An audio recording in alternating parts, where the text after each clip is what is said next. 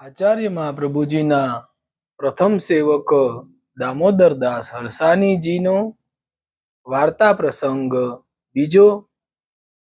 શ્રી આચાર્યજીએ શ્રી ઠાકોરજીની પાસે 3 વાર એ માગ્યું કે જે મારી આગળ દામોદરદાસ હરસાનીની દેહ ન છૂટે। તેનો હેતુ એ કે જે શ્રી આચાર્યજી મહાપ્રભુજી આપે સંન્યાસ ગ્રહણ કરવાનો વિચાર મનમાં કર્યો તે સમયે શ્રી ગોપીનાથજી અને શ્રી ગુસાઈજી બેઉ ભાઈ બાળક હતા। તેથી માર્ગની વાર્તા શ્રી આચાર્યજી મહાપ્રભુજીએ દામોદરદાસને સમજાવીને તેમના હૃદયમાં સ્થાપી હતી। દામોદરદાસની કંઈ ગોપ્ય રાખ્યું ન હતું અને શ્રી આચાર્યજી શ્રી ભાગવત અહર્નિશ અવલોકતા, કથા કહેતા અને દામોદરદાસ સાંભળતા અને માર્ગનો બધો સિદ્ધાંત અને ભગવદ લીલા રહસ્ય શ્રી આચાર્યજીએ દામોદરદાસના હૃદય વિશે સ્થાપ્યું હતું।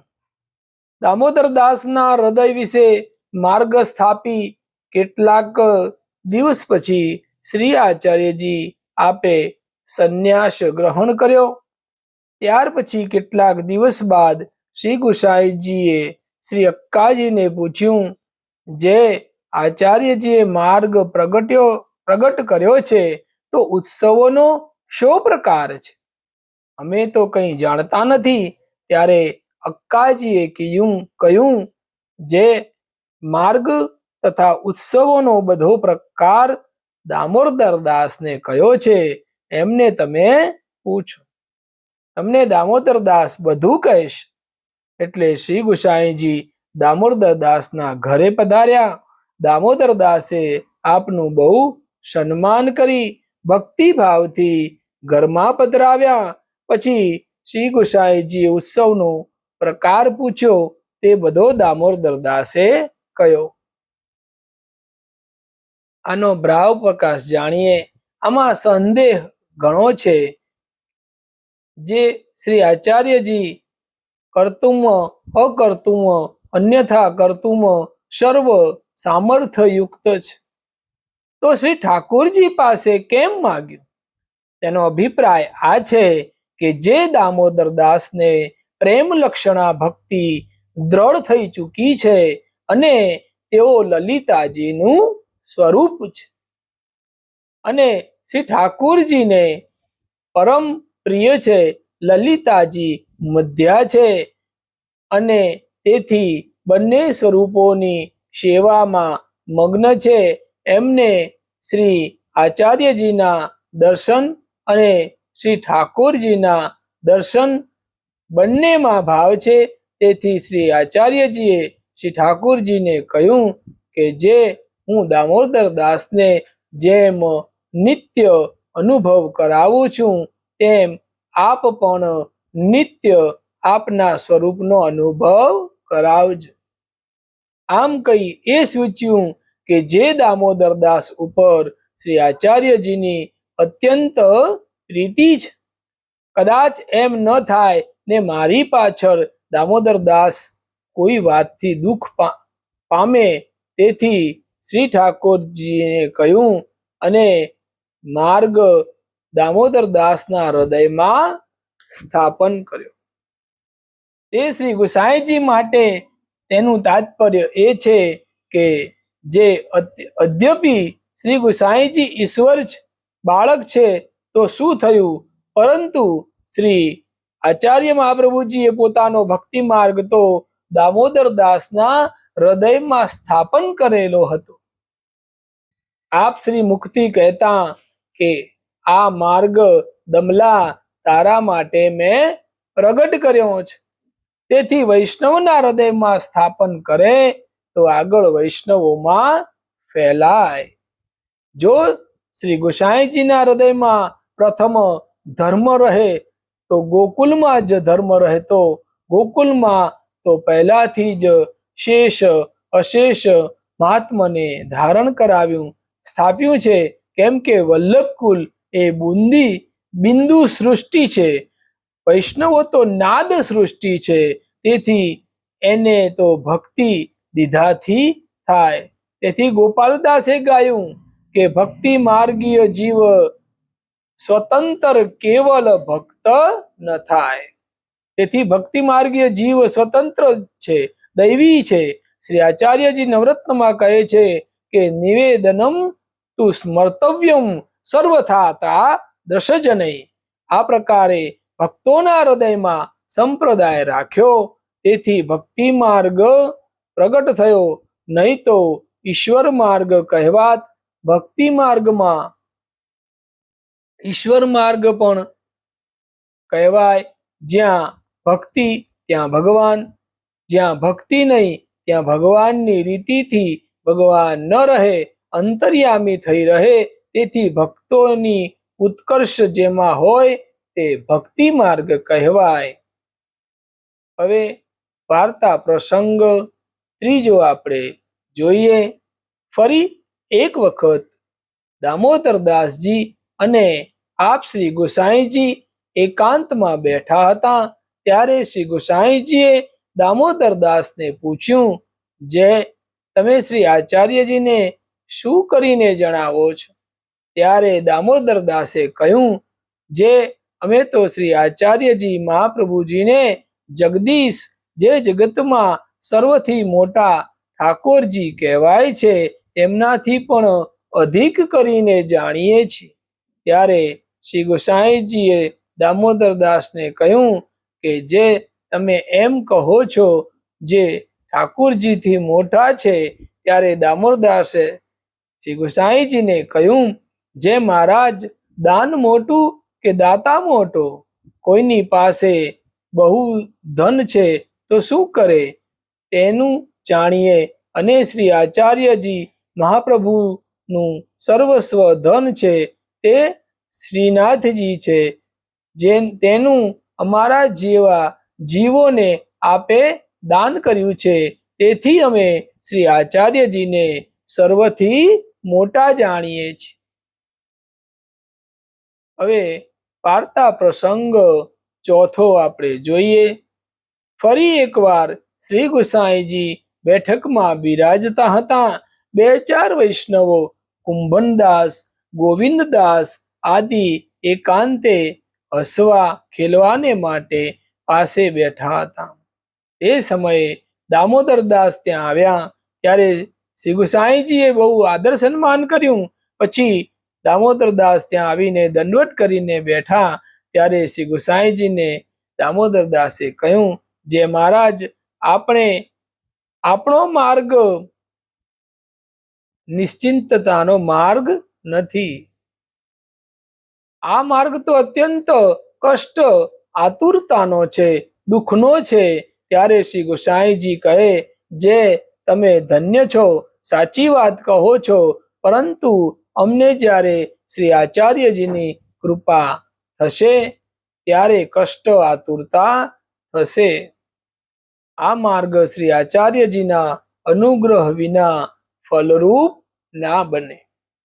ત્યારે દામોદરદાસે દંડવત કર્યા અને કહ્યું, જે અમારે રાજથી એકવાર વિનંતી કરવી હતી તે કરી. પછી તો આ પ્રભુ છો, યોગ્ય હશે તેમ કરશો, પરંતુ આ માર્ગ તો આ પ્રકારનો છે. ત્યારે શ્રી ગુસાઈજી બહુ પ્રસન્ન થયા અને કહ્યું, જે અમને વાત શ્રી આચાર્ય મહાપ્રભુજીએ તમારા દ્વારા કહી, જો તમે ના કહો તો કોણ કહેશે? તમને જોઈએ છીએ ત્યારે ચિત્ત અતિ પ્રસન્ન થાય છે, તેથી સુખેથી કહો. આપના જેવા શ્રી આચાર્યજીના સેવક યોગ્ય જ કહેતા હોય. આમ કહી દામોદરદાસજીની શિક્ષા આપે અંગીકાર કરી. તેથી મોટા તે મોટા. આનો ભાવ પ્રકાશ જોઈએ. આ લોક રીતિથી વિરુદ્ધ છે. જે સેવક સ્વામીને શિખામણ આપે આ સંદેહ થાય ત્યાં કહે છે કે દામોદરદાસ લલિતા રૂપ છે અને શ્રી ચંદ્રાવલીજી એટલે કે ગુસાઈજી ને પરકીયા રસભાવ છે. પરકીયા રસમાં પ્રીતિ ઘણી છે. અષ્ટપ્રહર ચિત્ત પ્યારાથી લાગ્યું રહે છે. તે જાર ભાવનો પ્રકાર દેખાયો, જે બીજાની સંગે હાંસી કેવી. તથા દામોદરદાસની દેહ માત્ર દેખાય છે, પરંતુ શ્રી આચાર્યજીનો આવેશ અષ્ટપ્રહર રહે છે. તેમના મુખેથી શ્રી આચાર્યજી બોલે છે, અને તેથી ગુસાઈજીએ કહ્યું કે જે અમને આ વાતો આચાર્યજી મહાપ્રભુજી તમારી દ્વારા કહે છે. વાર્તા પ્રસંગ 5મો આપણે જોઈએ. અને એક દિવસ દામોદરદાસજીના પિતાનો શ્રાદ્ધ દિન હતો. તે દિવસે શ્રી ગુસાઈજી ત્યાં પધાર્યા. તેમના પિતાનું શ્રાદ્ધ કરાવ્યું. પછી ઉત્થાપનના સમયે દામોદરદાસ દર્શને આવ્યા. ત્યારે ગુસાઈજીએ કહ્યું, જે મને શ્રાદ્ધની દક્ષિણા આપો. ત્યારે દામોદરદાસે કહ્યું કે જે દક્ષિણામાં એક વાત કહીશ. પછી સિદ્ધાંત રહસ્યના 1.5 શ્લોકનું વ્યાખ્યાન કર્યું. ત્યારે ગુસાઈજીએ કહ્યું કે આગળ કહો. ત્યારે દામોદરદાસે કહ્યું કે જે એટલો જ સંકલ્પ કર્યો છે. એટલે શ્રી ગુસાઈજી ચૂપ રહ્યા. પછી દામોદરદાસે માર્ગની પ્રણાલિકા કહી. શ્રી ભાગવતની ટીકા, શ્રી સુબોનિધિજી આચાર્ય મહાપ્રભુજીના ગ્રંથોની ટીકા અને રહસ્ય વાર્તા વગેરે શ્રી ગુસાઈજીની આગળ સર્વે કહ્યું. તે પછી શ્રી ગુસાઈજી દામોદરદાસને નમસ્કાર ન કરવા દેતા.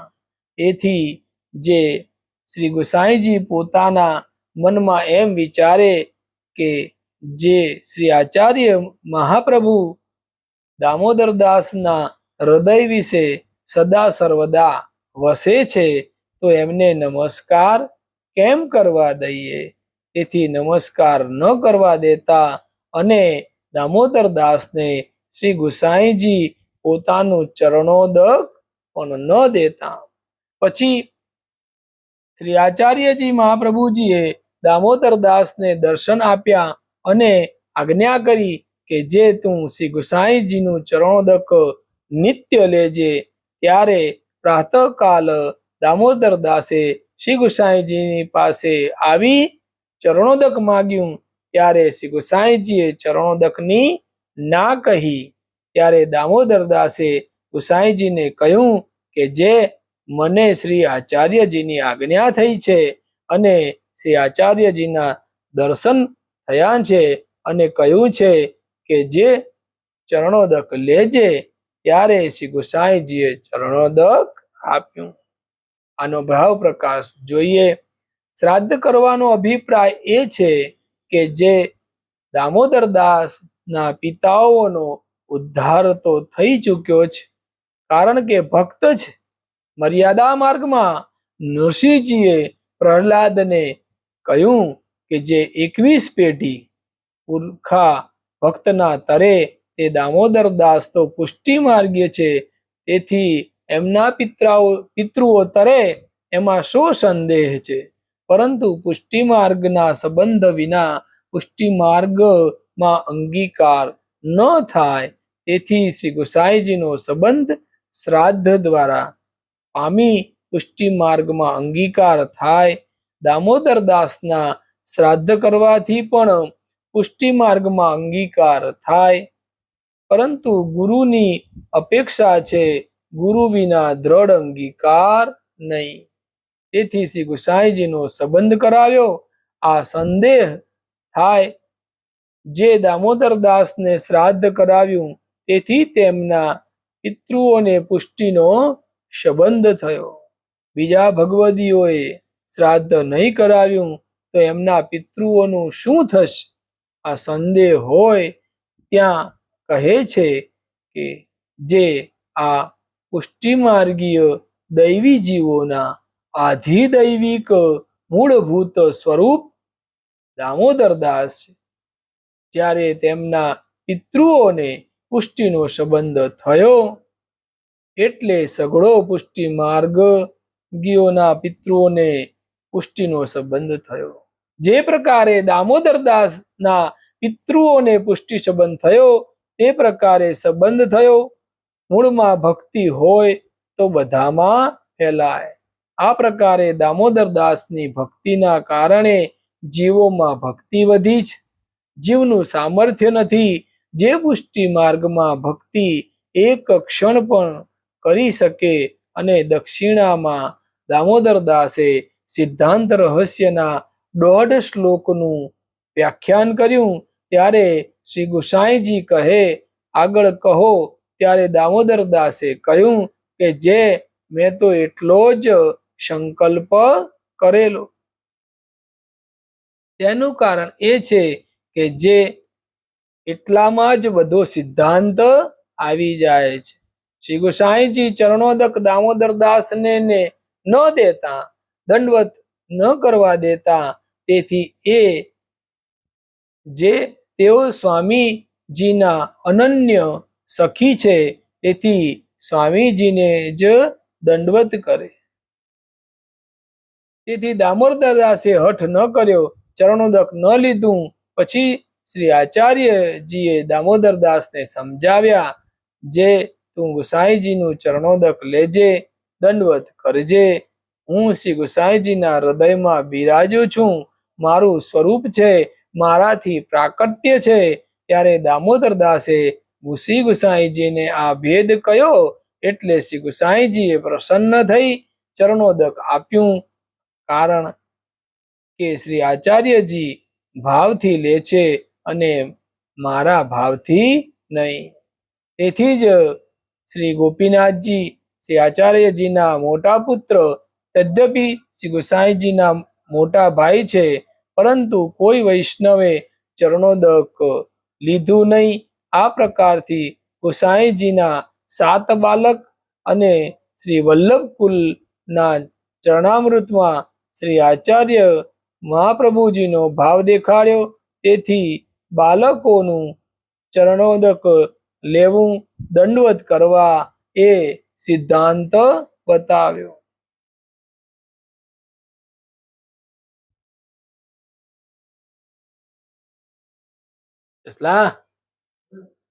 શું